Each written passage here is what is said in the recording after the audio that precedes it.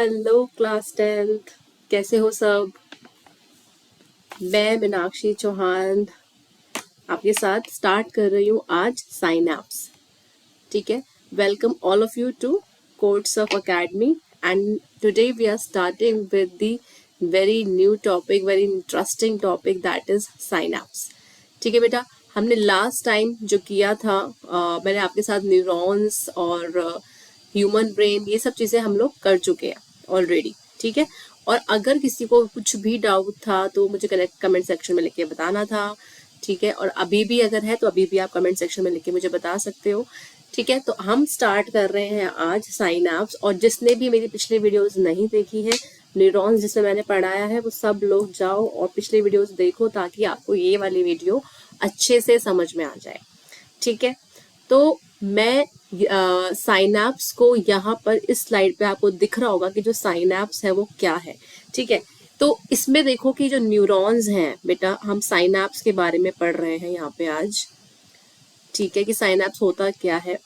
तो यहाँ देखो जो न्यूरॉन्स हैं आपके, ये देखिए, दिस इज वन न्यूरॉन। ये फर्स्ट न्यूरॉन का डेंड्राइट आपको यहाँ दिख रहा है। अब ये देखा कि ये किस तरीके से जो इम्पल्स है वो जनरेट होकर इस न्यूरॉन के पास आया। तो ये फर्स्ट न्यूरॉन था, ये सेकंड न्यूरॉन है।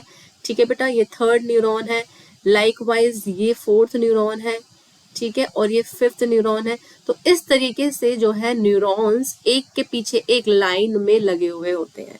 ठीक है। तो ये सब लाइन में खड़े हुए हैं, सिग्नल आ रहा है, जो इम्पल्स है वो आ रहा है और एक न्यूरॉन से दूसरे न्यूरॉन में ट्रांसमिट हो रहा है। ठीक है। तो यहाँ से इस फर्स्ट न्यूरॉन के साइनेप्टिक नोब से निकलकर इसको हम क्या कहते हैं, नर्व या एक्सन टर्मिनल। तो जब ये एक्सन टर्मिनेट हो जाता है तो यहाँ पे साइनेप्टिक नोब्स होते हैं, आपको पता है। ठीक है। तो साइनेप्टिक नोब में से ये सिग्नल यहाँ से या इम्पल्स यहाँ से निकला, सिंपल लैंग्वेज में आपको बता रही हूँ अभी। और फिर उसके बाद सेकेंड न्यूरॉन के कहाँ गया, डेंड्राइट पे। बच्चा कहाँ चला गया, डेंड्राइट पे। ध्यान रखना कि ये डेंड्राइट है। फिर सेल बॉडी में से गया, फिर एक्सन, फिर उसके बाद एक्सन टर्मिनल में गया और फिर उसके बाद साइनेप्टिक नोब्स में गया और फिर नेक्स्ट न्यूरॉन में चला गया। तो इस तरीके से जो पहला न्यूरॉन होता है उसका एक्सन का टर्मिनल और नर्व एंडिंग्स किसके साथ ज्वाइन करते हैं, दूसरे न्यूरॉन के डेंड्राइट्स के साथ। ठीक है। तो एक्चुअली में जो साइनैप्स है वो दो न्यूरॉन के बीच का एक जंक्शन है। ठीक है। जिसमें जो नर्व इम्पल्सेस हैं वो पहले न्यूरॉन से दूसरे न्यूरॉन की तरफ ट्रांसमिट हो रही है। और वो ट्रांसमिट तभी होंगी जब वो उस जंक्शन को क्रॉस करेंगी। और उस जंक्शन को हम क्या कह रहे हैं बच्चा, साइनैप्स। क्या कह रहे हैं बेटा, साइनैप्स। तो साइनैप्स को जैसे ही वो क्रॉस कर लेगी तो वो जो सिग्नल्स है या इम्पल्सेस है वो नेक्स्ट न्यूरॉन में ऑटोमेटिकली ट्रांसमिट हो जाएंगे। ठीक है बेटा। तो इज दैट मच क्लियर, इस पिक्चर से आपको क्लियर हो रहा है मैं क्या कहना चाह रही हूँ। तो साइनैप्स क्या है बेटा, एक synapse is a narrow gap containing a junction between an axon terminal for the passage of impulse to the next neuron. Maybe it can be a neuron, it can be a muscle, it can be a gland or it can be an organ. तो अब यहाँ पर जो बात आती है, देखो कि जैसे सपोज करो when we are boarding a metro. ठीक है। तो हम चेकिंग की लाइन में खड़े होते हैं ना। तो जब हम चेकिंग की लाइन में खड़े होते हैं तो अल्टीमेटली क्या होता है, आपका नंबर आता है, आप चेकिंग कराते हो। ठीक है। उसके बाद आप सीधा मेट्रो को बोर्ड कर लेते हो और मेट्रो में बैठ जाते हो। ठीक है, सिंपल। ऐसे ही साइनैप्स में जो न्यूरॉन्स है वो एक के बाद एक लाइन में लगे हुए हैं। ठीक है। वो सिग्नल पहले एक न्यूरॉन लेता है, फिर दूसरा, फिर तीसरा, ऐसे करके n number of neurons line में लगे हुए हैं। और आपको पता है कि जो न्यूरॉन है वो सेल होता है। ठीक है। और सेल मिलके क्या बनाते हैं, टिश्यू। कौन सा टिश्यू बनाएंगे न्यूरॉन मिलके, नर्व। क्या बनाएंगे, नर्व। तो एक नर्व जो एक कॉर्ड जैसी दिखती है उसके अंदर बहुत सारे न्यूरॉन्स है, थाउजेंड्स ऑफ न्यूरॉन है। तो वो सारे थाउजेंड्स ऑफ न्यूरॉन सिग्नल लेके जा रहे हैं एक जगह पर। अब मेट्रो एक जगह है जिसमें आप जा रहे हो, चढ़ रहे हो और बैठ जाते हो। ऐसे ही जब बहुत सारे न्यूरॉन मिलके एक नर्व के अंदर सिग्नल लेके जाएंगे तो वो नर्व अल्टीमेटली कहाँ जा रही है, किसी चीज को तो सप्लाई कर रही होगी ना। या तो मसल को सप्लाई कर रही होगी, या ग्लैंड को सप्लाई कर रही होगी, या फिर किसी ऑर्गन को सप्लाई कर रही होगी। ठीक है। तो हो सकता है मेरी बाइसेप्स को सप्लाई कर रही है। ठीक है। सपोज मैं डंबल्स लिफ्ट कर रही हूँ। ठीक है। तो क्या होगा, जब मैंने डंबल उठाया मेरे न्यूरॉन्स एकदम से फायर हो गए, वाह अब तो ये डंबल उठाने वाली है, तो फटाफट जाते हैं और बाइसेप्स पे जाके फायर करते हैं। तो वो उसने क्या किया, उस बेसिकली बहुत सारे न्यूरॉन्स ने मिलकर मेरी बाइसेप्स को इम्पल्स प्रोवाइड किया कि अब तुम्हें कॉन्ट्रैक्शन करना है, क्योंकि when I am going to lift the dumbbell my muscle will contract automatically, right. अगर मसल कॉन्ट्रैक्ट ही नहीं होगी तो एक्शन कैसे होगा। इसीलिए जो न्यूरॉन्स, जो नर्व्स होती हैं, they are very very important to carry the signals and to carry out the contraction in the muscle or to carry out any action in muscle gland or an organ। इतना सबको clear हो गया, simple है, ठीक है। तो जो synapse है ना बेटा, साइनैप्स अब बनता कैसे है, पहले हम ये देखेंगे कि साइनैप्स बन कैसे रहा है, कैसे न्यूरॉन्स।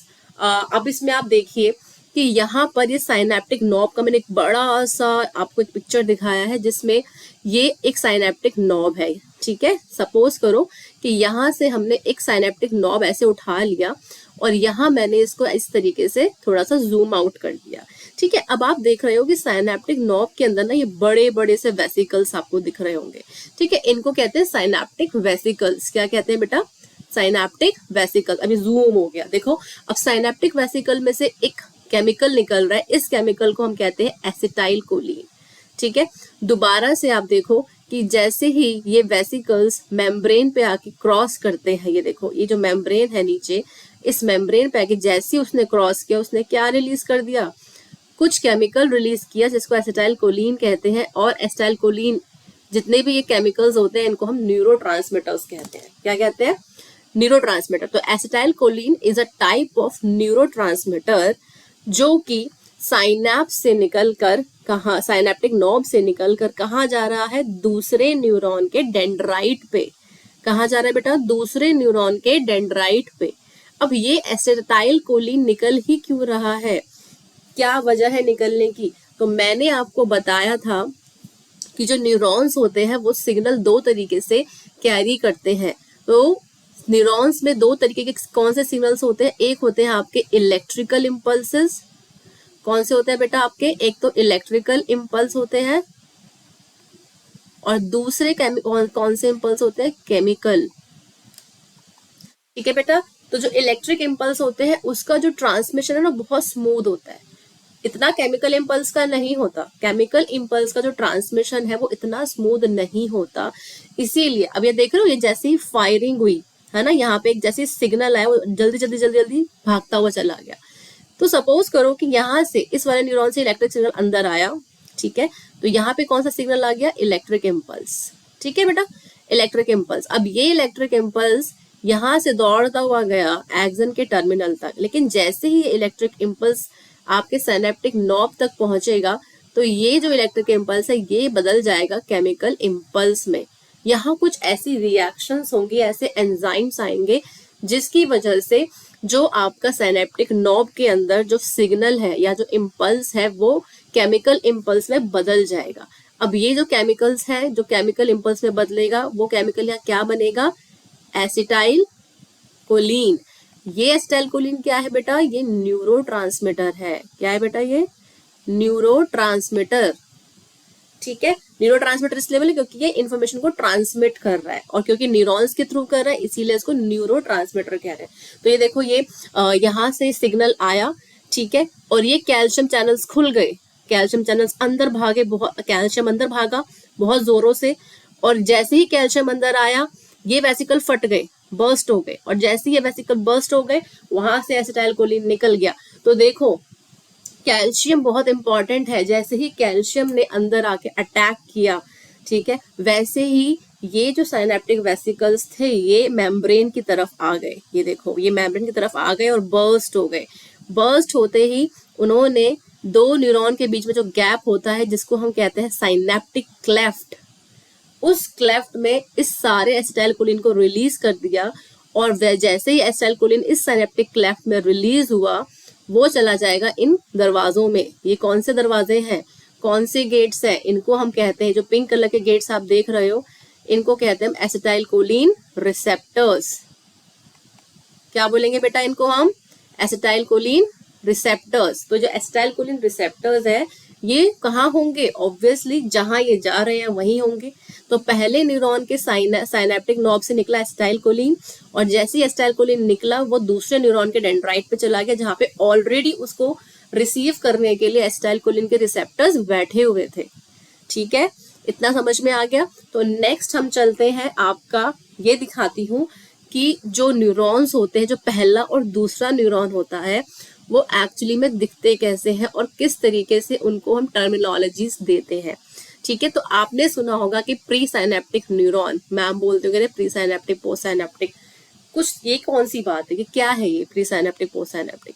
अभी जो पहले आएगा वो प्री है, जो बाद में आएगा वो पोस्ट है, सिंपल। ठीक है, तो जो पहले न्यूरॉन आया, सपोज करो जो फर्स्ट नंबर पे था वो प्री साइनेप्टिक है। ठीक है, और जो सेकंड नंबर पे आया वो पोस्ट साइनेप्टिक है। ठीक है, तो सारे न्यूरॉन्स में से कोई प्री साइनेप्टिक है और जितने भी पीछे लाइन में लगे वो सारे पोस्ट साइनेप्टिक है। ठीक है, तो सपोज करो मैंने 1 2 3 4 बोला, तो first neuron pre synaptic, second neuron post synaptic, third neuron फिर से प्री साइनेप्टिक बन, जो थर्ड न्यूरॉन है ना उसके लिए क्या होगा, थर्ड तो बन जाएगा आपका पोस्ट साइनेप्टिक, लेकिन सिग्नल थर्ड को कौन दे रहा है, सेकंड दे रहा है ना, तो सेकंड क्या बन गया, प्री साइनेप्टिक। तो इस तरीके से प्री साइनेप्टिक और पोस्ट साइनेप्टिक न्यूरॉन्स बदलते रहते हैं। सपोज करो इस टाइम पे ये फर्स्ट है और ये सेकंड है। ठीक है, इसके पीछे कहीं थर्ड भी लगा हुआ है, तो सपोज ये वाला न्यूरॉन प्री साइनेप्टिक है और ग्रीन वाला जो न्यूरॉन है वो पोस्ट साइनेप्टिक है। तो जो थर्ड वाला आएगा नीचे न्यूरॉन, सपोज करो कि मैंने यहाँ पे एक न्यूरॉन बना दिया, इसके डेंड्राइट्स बना दिए, तो जो आप खुद ही सोचो सेकंड वाला क्या बन जाएगा, थर्ड के लिए थर्ड बन जाएगा पोस्ट साइनेप्टिक और सेकंड बन जाएगा प्री साइनेप्टिक। ठीक है, कि भैया जो इन्फॉर्मेशन दे रहा है वही प्री साइनेप्टिक है और जो इन्फॉर्मेशन ले रहा है वो पोस्ट साइनेप्टिक है। ठीक है, तो अब यहाँ पे थोड़ा सा इसको हमने इस वाले पोर्शन को जूम कर दिया है, क्योंकि बच्ची कहती है ये है क्या, ये समझ में नहीं आ रहा कि क्या भला है ये।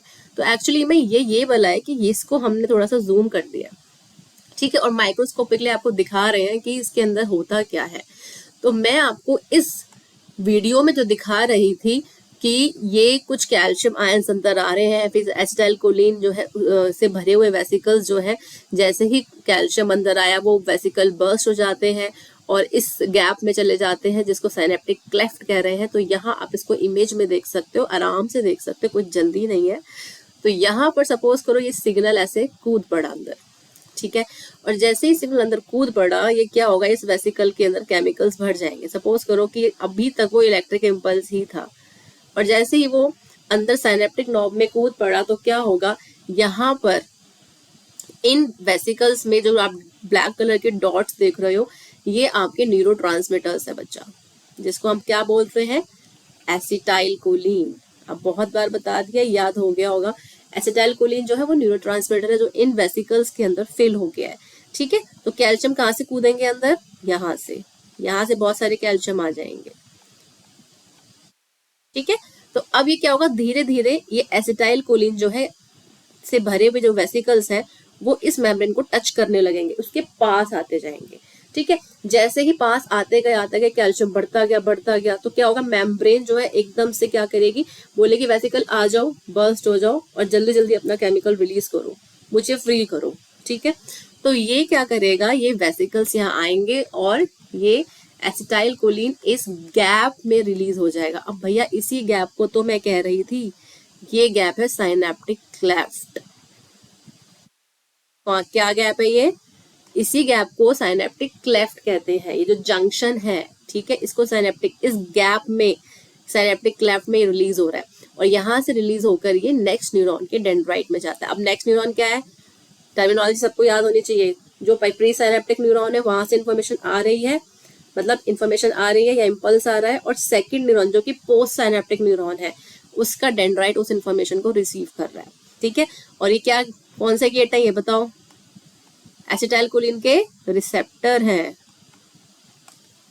ठीक है, इन रिसेप्टर में इंफॉर्मेशन जाके नेक्स्ट डेंड्राइट में से आगे की तरफ निकल लेती है और फिर से यही प्रोसेस होती रहती है, कंटिन्यू हो जाती है।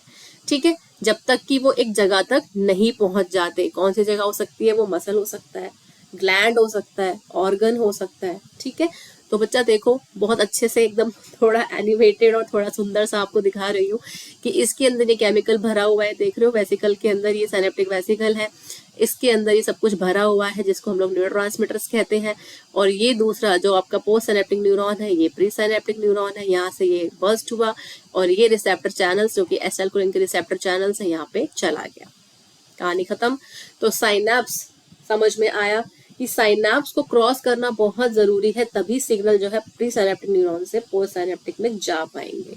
ठीक है, तो अब भाई देखो कि जो आपने सुना होगा कि लोग बोलते हैं कि जो न्यूरॉन्स हैं दे कैरी दी इम्पल्सेस, जैसे कि वायर में इम्पल्सेस जाती हैं, सिग्नल्स जाते हैं, ऐसे न्यूरॉन्स में जाते हैं। लेकिन भाई ऐसा नहीं है, वायर के अंदर जो इलेक्ट्रिसिटी है ना बहुत तेज स्पीड से दौड़ती है, लेकिन जो न्यूरॉन्स है उसके अंदर जो सिग्नल्स है वो इतनी तेज स्पीड से, जितना इलेक्ट्रिक में होता है, इलेक्ट्रिक वायर्स में होता है, उनका जो स्पीड है, ठीक है, वो बहुत ज्यादा है। मतलब जैसे इलेक्ट्रिसिटी की हम बात करें तो उसकी स्पीड है अराउंड, मैं आपको लिख के दे देती हूँ यहाँ पे, कितने हो गए बताओ। ये इलेक्ट्रिसिटी की है, ओके, क्या है ये, 1,50,000 किलोमीटर पर सेकेंड की स्पीड से भाग रहा है करंट, इलेक्ट्रिसिटी या वायर के अंदर, वायर के अंदर इतनी तेजी से भागता है। ठीक है, लेकिन अगर न्यूरॉन की बात करेंगे तो सिर्फ 100 मीटर पर सेकेंड की स्पीड से भाग रहा है। 100 मीटर, 100 मीटर्स, कहाँ लिखूं, तो 100 मीटर्स पर सेकेंड की स्पीड से जा रहा है। ठीक है, तो यहाँ लिख देते हैं या यहीं पे लिख देते हैं, साथ में आपको समझ में आ जाएगा। ठीक है, न्यूरॉन्स के अंदर जो सिग्नल्स हैं वो कितनी स्पीड से जा रहे हैं, 100 मीटर पर सेकेंड की स्पीड से सिग्नल जो है दौड़ रहे हैं। ठीक है, तो साइनैप्स सबको समझ में आ गया, कोई प्रॉब्लम नहीं है साइनैप्स में, पक्का। तो साइनैप्स में दो चीजें होती है, प्री साइनेप्टिक, पोस्ट साइनेप्टिक, तो समझ में आ गया। ठीक है, it is known as the neuromuscular junction between a neuron and a muscular, तो मसल, तो कभी कभी ऐसा होता है, मतलब कभी कभी क्या, बहुत बार ऐसा ही, हमेशा ही ऐसा होता है कि जो आपका साइनैप्स है, जो लास्ट का जो साइनैप्स होता है जो न्यूरॉन और मसल के बीच में बनता है, क्योंकि जो लास्ट का न्यूरॉन है मैंने आपको बताया था वो कहीं ना कहीं तो जाके सप्लाई कर ही रहा होगा, तो किसको सप्लाई कर रहा है, सपोज मसल को कर रहा है। ठीक है, तो जो लास्ट का जो न्यूरॉन है जो मसल को सप्लाई कर रहा है, वहां पर जो साइनैप्स बनेगा या जो जंक्शन बनेगा वो बनेगा न्यूरोमस्कुलर जंक्शन, क्योंकि नर्व, न्यूरॉन और मसल के बीच का जंक्शन है। ठीक है, तो वो जो सिग्नल जब न्यूरॉन लास्ट में मसल को देगा, भाई अब मेरा काम खत्म, मैंने तुम्हें सिग्नल ला के दे दिया, अब तुम्हें जो करना है वो करो। ठीक है, तो उस जंक्शन को हम कह रहे हैं न्यूरोमस्कुलर जंक्शन, समझ में आ गया। तो अब मैं आपको दिखाने वाली हूँ न्यूरोमस्कुलर जंक्शन होता क्या है। तो ये देखिए, ये न्यूरोमस्कुलर जंक्शन है। तो suppose this is the neuron. ठीक है, अब ये इम्यून कौन सा होगा, सब लोग दिमाग लगा के मुझे बताएंगे कि ये न्यूरॉन कौन सा है। ठीक है, मैं आपको 3 तक काउंट कर रही हूँ। 1 सेंसरी या मोटर है, नहीं बता दिया। 1 2 3, तो सब लोगों को आइडिया लग गया। अब भाई जो मसल को कर रहा है, मसल क्या है, इफेक्टर, इफेक्टर ऑर्गन है ये। क्या है बेटा, इफेक्टर ऑर्गन। तो इफेक्टर ऑर्गन को हमेशा कौन से न्यूरॉन सप्लाई करते हैं, मोटर। ठीक है, और रिसेप्टर को कौन सप्लाई करते हैं, सेंसरी। ये कंफ्यूजन अपने दिमाग से हटा दो, और ये हमेशा याद रखना है कि जो न्यूरोमस्कुलर जंक्शन है उसमें कौन सा न्यूरॉन आएगा, मोटर न्यूरॉन।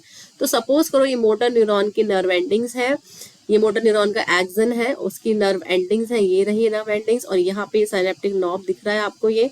ठीक है, ये जो क्रॉस करके यहाँ पे रेक्टेंगल बना के दिखाया हुआ है, ये आपका साइनेप्टिक नॉब है जो टच कर रहा है किसको, मसल की एंड प्लेट को। ठीक है, suppose this is the motor end plate. क्या बोलते हैं इसको बेटा, मोटर एंड प्लेट। यहाँ आके खत्म हो गया एंड प्लेट। ठीक है, ये मसल का न्यूक्लियस है और ये मसल का फाइबर है। ठीक है, मसल के फाइबर का न्यूक्लियस है, थोड़ा सा ऊपर उठा के दिखा रखा है जूम आउट करके, तो ये मसल का फाइबर है। ठीक है, समझ में आ गया। तो स्केलेटल मसल्स जो होती है वो हमारे विल के अकॉर्डिंग काम करती है। आपको सबको बताया था मैंने कि जो स्केलेटल मसल है जो आपके स्केलेटन से जुड़ी हुई होती है, they all are voluntary muscle, but cardiac and smooth muscles they are not voluntary, they are involuntary. ठीक है, तो अभी मैं बात कर रही हूँ वॉलेंट्री मसल्स की। तो सपोज करो ये सिग्नल यहाँ पे आया, ये इम्पल्सेस यहाँ है और सारा का सारा एसिटाइलकोलिन जो है इन दी एंड यहाँ रिलीज हो गया मोटर एंड प्लेट पे, ठीक है। तो जो चीज मैंने आपको वहां बताई थी कि वहां पे भी एसिटाइलकोलिन के रिसेप्टर्स होंगे जो उसको रिसीव करेंगे, आजा भाई अंदर आजा, तो यहाँ पे भी एसिटाइलकोलिन के रिसेप्टर्स होंगे जो उसको रिसीव करेंगे एसिटाइलकोलिन को, ठीक है।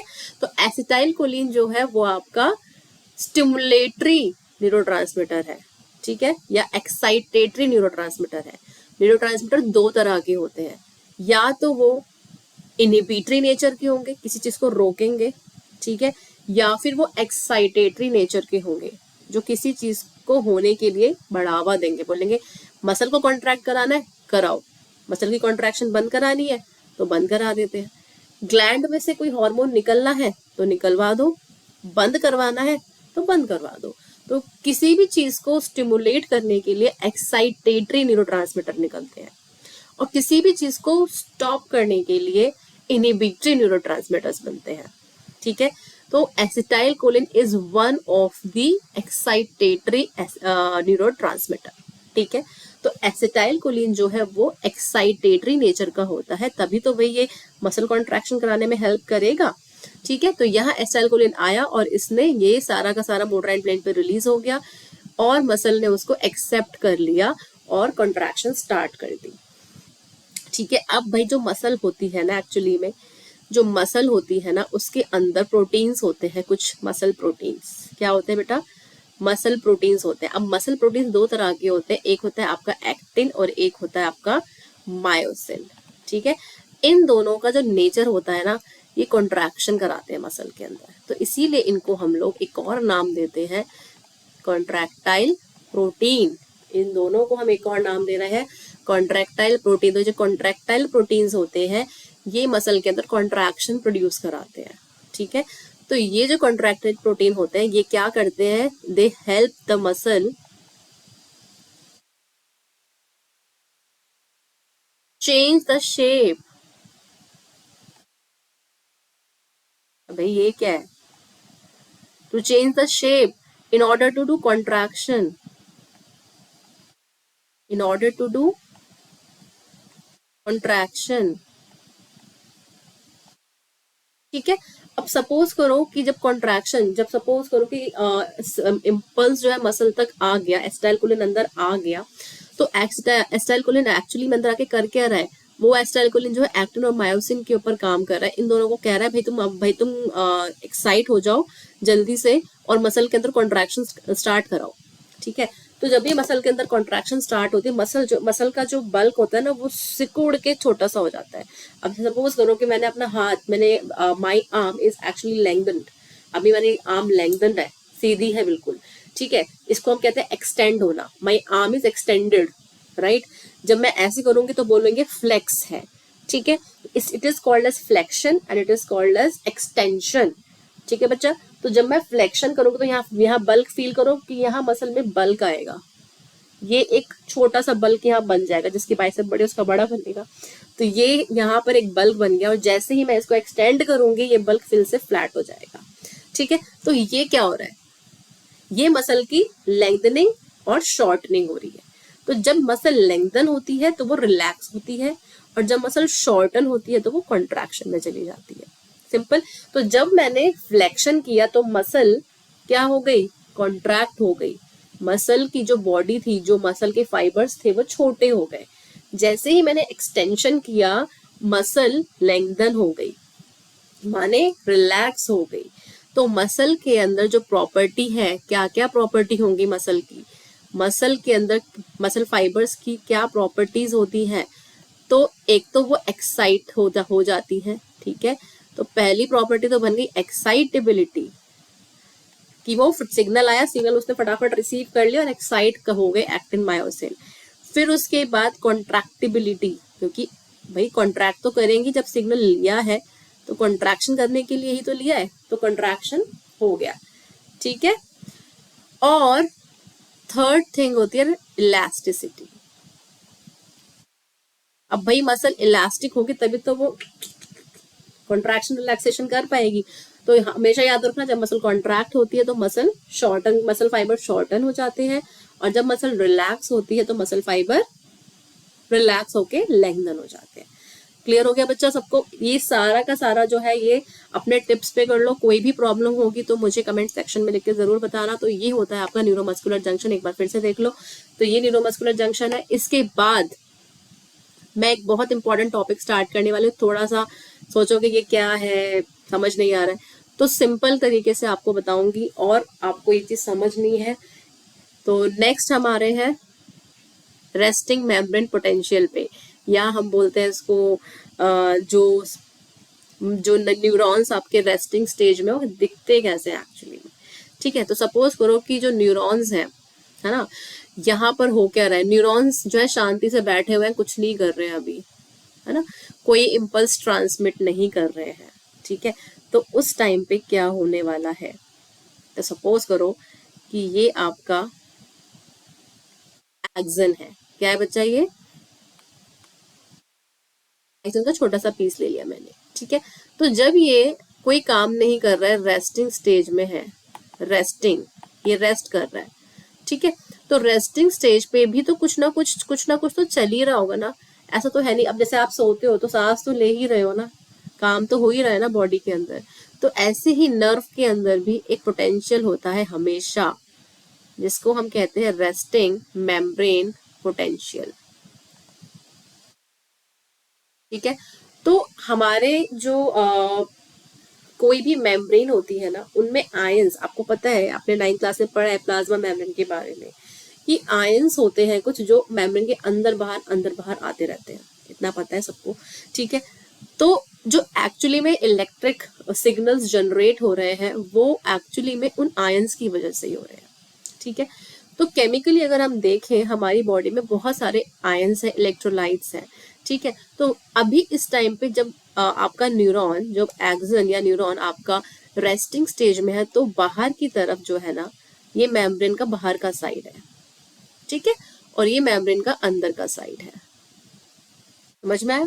तो ये इनसाइड, ये आउटसाइड। ठीक है, तो बाहर बहुत सारा क्या होता है बेटा, एक्सेस सोडियम होता है। क्या होता है बाहर की तरफ?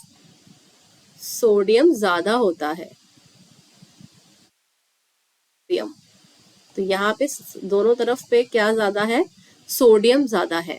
ठीक है, जिसकी वजह से मेम्ब्रेन का जो आउटर पोर्शन होता है ना, वो पॉजिटिवली चार्ज हो जाता है।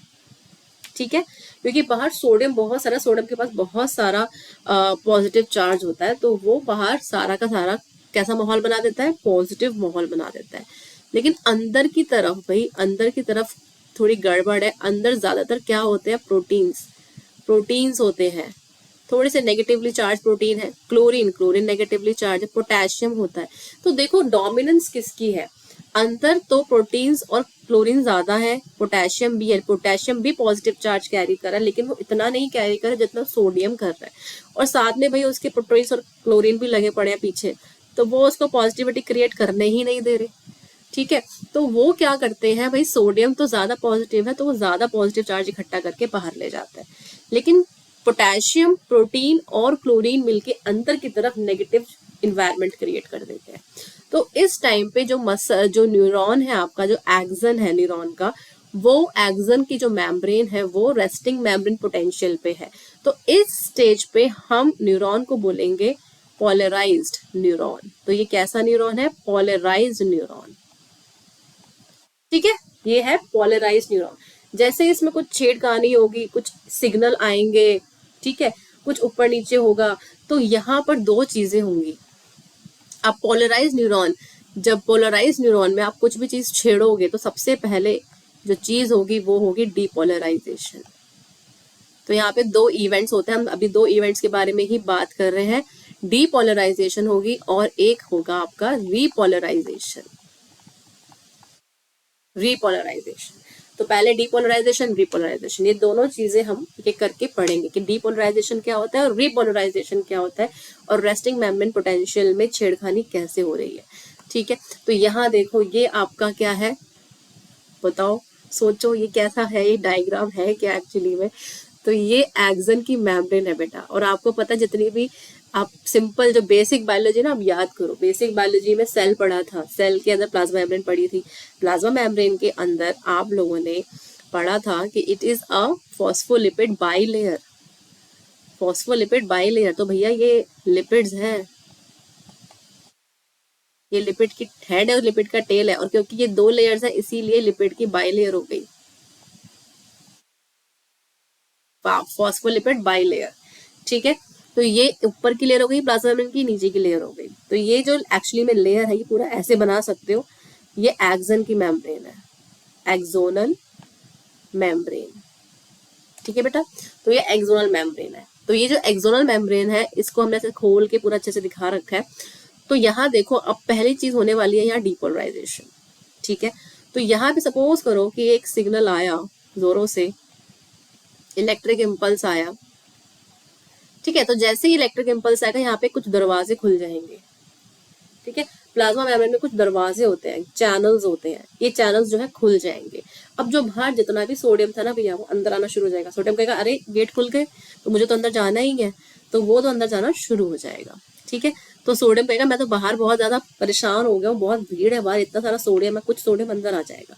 ठीक है, तो सोडियम यहाँ से अंदर आना शुरू हो गया, देख रहे हो पॉजिटिव चार्ज अंदर आना शुरू हो गया। तो जैसे जैसे पॉजिटिव चार्ज अंदर आएगा तो क्या होगा, अंदर क्या होगा, अंदर की तरफ क्या हो जाएगा, पॉजिटिव इन्वायरमेंट क्रिएट हो जाएगा यहाँ पर। और बाहर की तरफ, क्योंकि बाहर जो है सोडियम कम हो गया, तो बाहर की तरफ कैसा इन्वायरमेंट क्रिएट हो जाएगा, नेगेटिव इन्वायरमेंट। ठीक है, तो यहाँ पर ऐसे समझ लेते हैं इसको। ठीक है, अब जैसे ही इलेक्ट्रिक इम्पल्स यहाँ से आया, या आप इसको एक्शन पोटेंशियल बोल सकते हो, यहाँ पे एक ऐसा सिग्नल आ रहा है जो एक्शन क्रिएट कराएगा। तो यहाँ पर यहाँ होते हैं आपके गेट्स, ये गेट्स खुल जाएंगे। तो बाहर जो पॉजिटिव एनवायरनमेंट था इसकी गेट खुलते ही ये सारा जो पॉजिटिव है अंदर आना शुरू हो गया, जो पॉजिटिव चार्ज है वो अंदर आना शुरू हो गया और बाहर की तरफ नेगेटिव चार्ज हो जाएगा, क्योंकि सोडियम जो है वो अंदर आना शुरू हो गया। ठीक है, तो इसीलिए बाहर अंदर की तरफ पॉजिटिविटी ज्यादा हो जाएगी और बाहर की तरफ नेगेटिविटी आती जाएगी। ठीक है, so the outside of membrane becomes negative and the inside of the membrane becomes positive. ठीक है, तो इसको कहते हैं हम डीपोलराइजेशन, जब मेम्ब्रेन की पोलैरिटी रिवर्स हो जाए, तो इसीलिए इसको डीपोलराइजेशन बोलेंगे, मेम्ब्रेन की पोलैरिटी रिवर्स हो गई। ओके, क्लियर, इतना सबको क्लियर हो गया। तो यहाँ पर पोटेशियम बाहर जा रहा है और सोडियम अंदर की तरफ आ रहा है। ठीक है, तो सोडियम बहुत सारे अमाउंट पे अंदर आ गया तो अंदर पॉजिटिविटी हो जाएगी और मेम्ब्रेन के बाहर नेगेटिविटी। तो जब ये रिवर्स होगी पोलैरिटी तो इसको हम बोलेंगे डीपोलराइजेशन। अब देख लेते हैं रीपोलराइजेशन क्या होता है। अब यहाँ देखो रीपोलराइजेशन में क्या हो रहा है, वापस जो है जी देख रहे हो आप, मेम्ब्रेन बाहर वापस पॉजिटिव हो गई और अंदर की तरफ नेगेटिव हो गई। ठीक है, क्योंकि अभी ये मेम्ब्रेन का सिर्फ एक साइड है, दूसरा साइड यहाँ है, मेम्ब्रेन दूसरे साइड यहाँ पे, ये पहला साइड है फर्स्ट। ठीक है, तो ये मेम्ब्रेन हो गई यहाँ बाहर की तरफ आपकी फिर से पॉजिटिव डीपोलराइजेशन में, और अंदर की तरफ वापस क्या हो गया, नेगेटिव, क्योंकि सोडियम जो पहले अंदर आया था अब वापस देखो बाहर जा रहा है, चैनल्स बंद हो गए, कह रहे हैं भाई तुम बाहर जाओ अब जगह नहीं है, तो सोडियम को उन्होंने बाहर भगा दिया और क्या, और पोटेशियम को बोल रहे हैं अंदर आओ, चलो वापस अपनी जगह पर आओ, तो पोटेशियम वापस अंदर चला गया भाई। ठीक है, तो इसीलिए वापस रिपोलराइजेशन के टाइम पे क्या होता है, सोडियम चैनल बंद हो जाते हैं, पोटेशियम चैनल खुल जाते हैं, तो पोटेशियम वापस से अपना अंदर आना शुरू कर देता है और सोडियम क्योंकि बंद हो गए हैं तो वो बाहर जाना शुरू हो जाते हैं। ठीक है, तो इसीलिए बाहर फिर से पॉजिटिव चार्ज आ जाता है और अंदर वापस से नेगेटिव चार्ज आ जाता है, इसको कहते हैं वापस पोलराइज स्टेट में आना, दैट इज रीपोलराइजेशन। वापस उसी स्टेज में आ रहा है जिस स्टेज पे से वो होकर गया था। ठीक है, इतना क्लियर हो गया। तो यहाँ पर जो हमने देखा था कि ये रेस्टिंग मेम्ब्रेन पोटेंशियल है, एक्चुअली में पोलराइज न्यूरॉन था जिसमें दो चीजें हुई, डीपोलराइजेशन और रीपोलराइजेशन। जैसे जैसे सिग्नल आता जाएगा वैसे वैसे पोलराइजेशन बदलती जाएगी। ठीक है, तो अब मैं आपको बता रही हूँ कि एक्चुअली में ये दोनों चीजें साथ में कैसे होती है। तो सपोज यहाँ पॉजिटिव चार्ज था, यहाँ नेगेटिव चार्ज था, तो जैसे ही यहाँ पे इलेक्ट्रिक इम्पल्स आया तो क्या हो गया, यहाँ जो गेट्स थे वो खुल गए, है ना, सोडियम के गेट्स थे, चैनल्स थे वो खुल गए, तो अंदर की तरफ पॉजिटिव आयंस आ गए और बाहर नेगेटिविटी क्रिएट हो गई। ठीक है, तो यहाँ पे हमारा हो गया डीपोलराइजेशन। क्लियर हो गया। तो जैसे ही यहाँ डीपोलराइजेशन होगा तो यहाँ पे एक पोटेंशियल जनरेट होगा जिसको हम बोलेंगे एक्शन पोटेंशियल। ठीक है, एक्शन पोटेंशियल वो पोटेंशियल है जहां पे सबसे ज्यादा फायरिंग होती है, मतलब सबसे ज्यादा जो पोटेंशियल होता है सबसे हाई लेवल पे होता है। यहाँ पे एक्शन स्टार्ट होगा जब भी डीपोलराइजेशन होगी। ठीक है, और रीपोलराइजेशन जब हो जाएगी तो उस टाइम पे रेस्टिंग स्टेट में चला जाएगा न्यूरॉन। ठीक है, तो यहाँ पे जब डीपोलराइजेशन हो रही है, सोडियम चैनल्स खुल गए हैं, तो देखो पीछे वाला हिस्सा है ना वो रिपोलराइज होता जाएगा। अब जैसे सपोज करो कि यहाँ से डीपोलराइजेशन हट गया है ना, यहाँ से डीपोलराइजेशन इस जगह से अभी यहाँ पर था थोड़ी देर पहले, अभी जंप करेगा दूसरी तरफ। तो जब वो जंप करेगा दूसरी तरफ तो क्या होगा, ये देखिए, तो जब ये जंप करेगा दूसरी तरफ तो होगा ये कि पहले यहाँ पर था, मैंने यहाँ ड्रॉ किया था, अब ये वाला फिर से पॉजिटिव हो जाएगा। अब सिग्नल क्योंकि आगे चला गया तो यहाँ पर फिर नेगेटिविटी और यहाँ पॉजिटिविटी हो जाएगी। तो जैसे जैसे सिग्नल आगे की तरफ भागेगा वैसे वैसे डीपोलराइजेशन आगे डीपोलराइजेशन होती जाएगी और पीछे वापस रीपोलराइजेशन होती जाएगी। क्लियर हो गया इतना? कोई भी डाउट हो तो बताना। ठीक है, तो अब हम पढ़ेंगे एक्शन पोटेंशियल के बारे में। ग्राफ क्या है? ठीक है, इस ग्राफ के थ्रू आप समझ सकते हो, जब भी आप मैथ्स में ग्राफ ड्रॉ करते हो उसका मतलब क्या होता है। ग्राफ हम क्यों ड्रॉ करते हैं? ग्राफ हम इसीलिए ड्रॉ करते हैं सो दैट कि हमें पता चले कि कौन सी चीज कितना पीक अटेन कर रही है, कौन सी चीज कितना, जैसे सपोज करो कोई चीज ज्यादा बिक रही है तो वो ज्यादा पीक अटेन करेगी, लेकिन जब वो बिल्कुल नीचे की तरफ जा रही है तो वो माइनस में भी जा सकती है, भैया बिल्कुल बिकी नहीं रही है, बिल्कुल सेल नहीं हो रही है, तो it will come into the negative stage. और अगर वो धीरे धीरे धीरे उसकी कॉस्ट बढ़ती जा रही है, उसका सेलिंग ज्यादा हो रहा है, तो उसकी पीक धीरे धीरे धीरे धीरे राइज होती जाएगी। ठीक है, तो सेम थिंग हम यहाँ पढ़ेंगे कि जो आपके न्यूरॉन्स होते हैं वो रेस्टिंग मेमोरी पोटेंशियल पे जब भी होंगे तो ये जो आप देख रहे हो ये वाली जो बार है, ठीक है, ये आपका वाई एक्सिस है, ग्राफ में हम करते हैं ना वाई एक्सिस, और ये आपका एक्स एक्सिस है। ठीक है बच्चा, तो यहाँ पर एक्स एक्सिस पे हम लिखते हैं टाइम मिली सेकेंड में, मीटर पर सेकेंड में। ठीक है, और यहाँ पर लिखते हैं वाई एक्सिस पे हम वोल्ट्स, जो आपका पोटेंशियल डिफरेंस है वो मिली वोल्ट में होता है यहाँ पे, जिसको माइनस मिली वोल्ट्स, -90 मिली वोल्ट्स, -65 मिली वोल्ट्स, 0 फिर प्लस में चला जाएगा। तो अब यहाँ देखिए कि जब -90 पे अगर आप रेस्टिंग मेमोरी पोटेंशियल को देखोगे तो वो -90 होता है। तो यहाँ पर जो ये सीधी लाइन क्या दिखा रही है, ये सीधी लाइन ये दिखा रही है कि अभी कुछ नहीं हो रहा है, भाई आराम से बैठा हुआ है न्यूरॉन, कोई छेड़खानी नहीं है इसके साथ। ठीक है, तो आराम से यहाँ पे रेस्टिंग मेमोरी पोटेंशियल हो रहा है, रेस्ट कर रहा है, तो ये इसीलिए सीधी लाइन है। तो ये अब ये सीधी लाइन किस लेवल पे आती है, -90 मिली वोल्ट्स पे आती है। ठीक है, धीरे धीरे धीरे धीरे वो राइज होना शुरू होगा। सपोज यहाँ कुछ छेड़खानी हो गई, सिग्नल आया, तो ये जो सिग्नल थोड़ा सा ये स्टिमुलस आया इतना, ठीक है, अभी ये स्टिमुलस आ रहा है, धीरे धीरे धीरे धीरे रीच कर रहा है, तो ये -70 तक चलो कहीं ना कहीं ये पहुंच गया। ठीक है, ये -70 तक आ गया, उसके बाद -70 के बाद ये आ गया -65 पे। तो -70 पे एक्चुअली में थ्रेशोल्ड आना शुरू हो जाता है, मतलब सिग्नल जो है मतलब धीरे धीरे कोशिश कर रहा है ऊपर की तरफ शूट करने की। तो इस एरिया को जो ये थोड़ा सा थ्रेशोल्ड आना शुरू हो रहा है, इसको कहते हैं थ्रेशोल्ड लेवल। क्या कहते हैं? Threshold level. तो धीरे धीरे पोटेंशियल बढ़ रहा है, इसलिए इसको बोलेंगे ग्रेडेड पोटेंशियल। तो जैसे ही वो पोटेंशियल बहुत पीक पर पहुंच जाएगा तो थ्रेशोल्ड रिसीव हो जाएगा, थ्रेशोल्ड आ जाएगा, और जैसे ही थ्रेशोल्ड रिसीव होगा सोडियम चैनल्स खुल जाएंगे। जैसे ही थ्रेशोल्ड रिसीव होगा तो ये हमारे सोडियम चैनल्स खुल जाएंगे, और जैसे ही सोडियम चैनल्स खुलेंगे आपका सेल के बाहर पोलैरिटी नेगेटिव हो जाएगी और अंदर की तरफ पॉजिटिव, पोलैरिटी रिवर्स हो जाएगी। और जैसे ही पोलैरिटी रिसीव हुई ये शूट अप कर जाएगा एक्शन एकदम से, और ये पीक अटेन कर लेगा। तो इस स्टेज पे इसको बोलेंगे action potential has been attained. तो जब ये पीक हमारी आ जाएगी, धीरे धीरे धीरे बढ़ रहा है तो 0 को क्रॉस कर गया, तो +35 पे हमारा एक्शन पोटेंशियल रिसीव हो जाता है, +35 मिलीवोल्ट पे। ठीक है, तो +35 millivolt is the stage where the action potential has been received. And suddenly जैसे ही एक्शन पोटेंशियल रिसीव हुआ, सडनली वो ड्रॉप कर गया। क्यों? क्योंकि उसको आगे भी तो जाना है भाई, एक ही जगह पे थोड़ी ना अटके रहना है। तो सपोज करो ये न्यूरॉन है, यहाँ पे एक्शन पोटेंशियल आया, फिर भाई यहाँ से आगे तो जाएगा, फिर आगे गया, फिर आगे गया, आगे गया, आगे गया, इस तरीके से। तो जिस जिस एरिया पे एक्शन पोटेंशियल आता जाएगा वहां वहां पे आपका डीपोलराइजेशन होता जाएगा और पीछे पीछे सारा रीपोलराइजेशन होता जाएगा।